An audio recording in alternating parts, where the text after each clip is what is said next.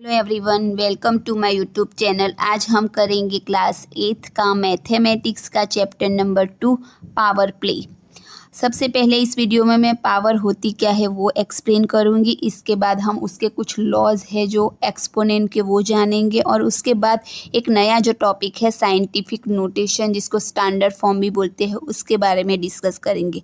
तो चलिए, ये मेरा इंट्रोडक्शन वीडियो है तो शुरू करते हैं। अब यहाँ पे मैंने स्क्वायर का मैं फर्स्ट एग्जांपल दूंगी कि तो हम 2 का स्क्वायर करते थे तो इसका मतलब होता था 2 को हम 2 बार मल्टीप्लाई करते थे, तभी तो 2 का स्क्वायर हम ऐसे शॉर्ट फॉर्म में लिखते थे ना। तो यहाँ पे जो ये 2 है ना वो पावर है, उसको हम पावर बोलते हैं, और ये जो है वो बेस है। ऐसे ही 5 को मैं अब आपको बताऊँ, 5 की पावर 4, तो इसका मतलब है इसकी वैल्यू 5 को हमें 4 टाइम मल्टीप्लाई करेंगे तो इसकी वैल्यू के बराबर होगा 1 2 3 4, यानी 5 की पावर 4 हुई। तो ये जो 4 है वो पावर है और ये जो है वो बेस है। तो आई होप आपको समझ में आ गया होगा कि जो ये ऊपर वाला नंबर होता है ना वो पावर होता है, और ये जो नीचे जिसके ऊपर पावर लगी होती है उसको हम बोलते हैं बेस। नंबर लिख के आपको बताती हूँ, जैसे कि 7 की पावर 8, तो ये 8 जो है वो पावर है, उसको हम एक्सपोनेंट भी बोलते हैं। उसको हम दूसरा क्या बोलते हैं? एक्सपोनेंट। एक्सपोनेंट। और ये है बेस। ऐसे जब बहुत बड़े नंबरों को बहुत बार मल्टीप्लाई करना होता है तो हम ऐसे पावर की फॉर्म में उसको शॉर्ट में लिख सकते, पर उसकी वैल्यू में कोई फ़र्क नहीं पड़ता। अगर आप उसकी वैल्यू भी निकालोगे तो सेम ही आएगी।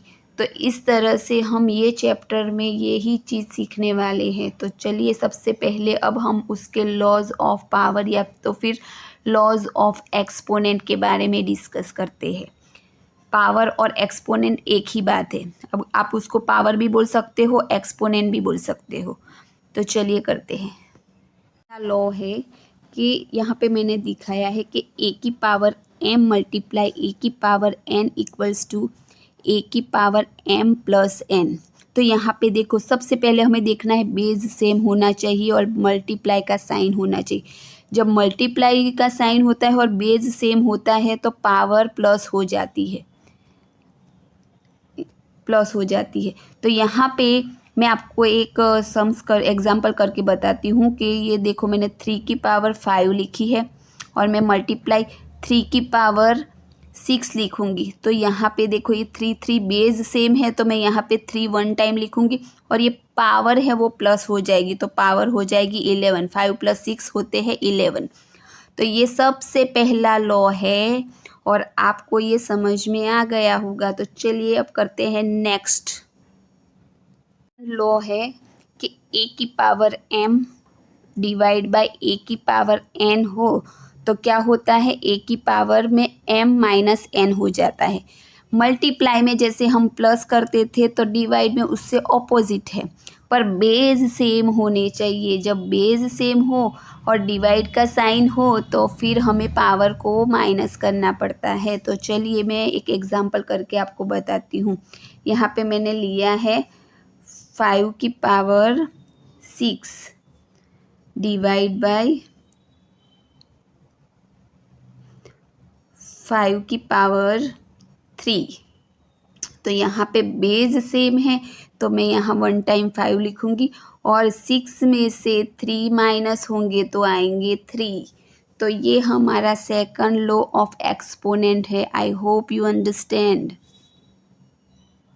अब थर्ड लॉ है ए की पावर m हो और पूरे ब्रैकेट की, मतलब पावर की भी पावर, इसको हम पावर की भी पावर बोलते हैं। अगर पावर की भी पावर n हो तो फिर वो क्या हो जाता है, दोनों पावर मल्टीप्लाई हो जाती है, यानी ए की पावर m मल्टीप्लाई n होगी। तो मैं आपको एक सम्स करके बताती हूँ। एक एग्जांपल ले लेते हैं हम।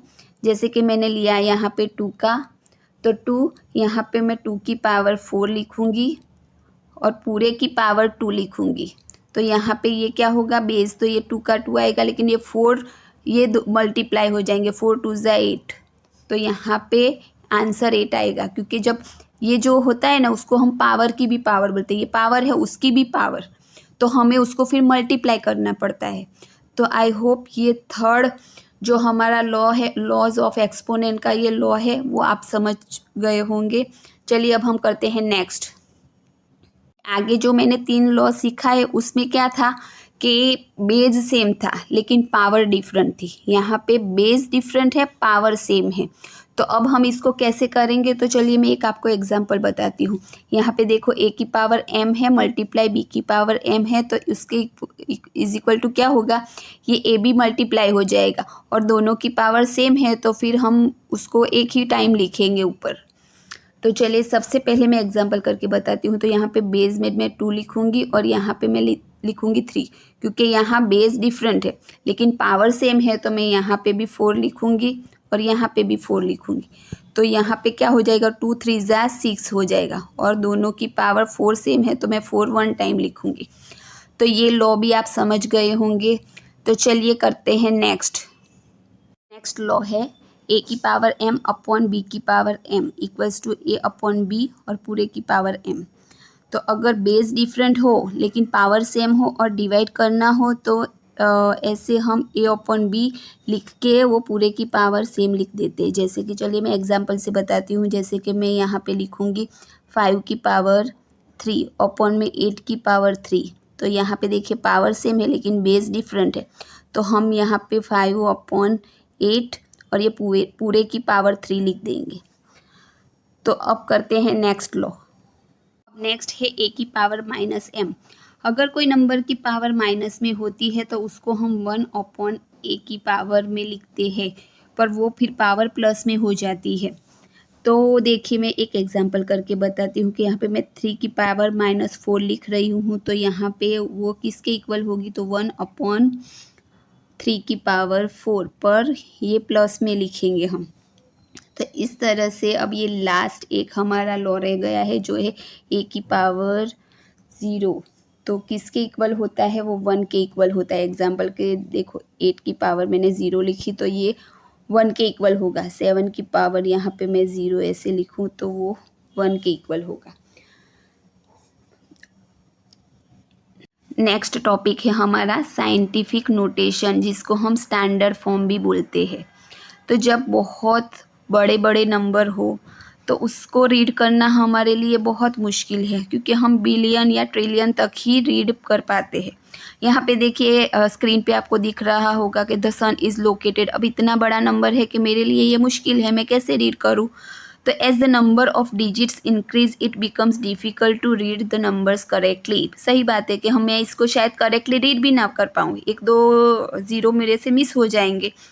तो वी में miss count the numbers of zeros और प्लेस कोमास इनकरेक्टली, और इस वजह से मैं कोमा भी करेक्टली नहीं रख पाऊँगी। We will then read the wrong value, और मैं फिर रीड करूँगी तो वैल्यू भी रॉन्ग ही रीड करूँगी, क्योंकि मैंने कोमा सही से नहीं लगाया, मैंने ज़ीरो अच्छे से नहीं उसको काउंट किया। तो जब ऐसे बहुत बड़े बड़े नंबर होते हैं तब हमें काम लगता है साइंटिफिक नोटेशन या फिर स्टैंडर्ड फॉर्म। इसकी वजह से हम आसानी से ये नंबर को पावर में लिख सकते हैं, और इसको पावर ऑफ 10 भी बोलते हैं। जैसे जैसे सम्स आएंगे मैं आपको समझाऊंगी। तो आई होप आपको अच्छे से समझ में आ गया होगा। अगर आपको मेरी वीडियो अच्छी लग रही है तो इसे लाइक कीजिए, शेयर कीजिए और सब्सक्राइब कीजिए, और बहुत सारी घर पे खूब प्रैक्टिस करते रहिए। Thanks for watching. मिलते हैं नेक्स्ट वीडियो में, तब तक के लिए बाय बाय।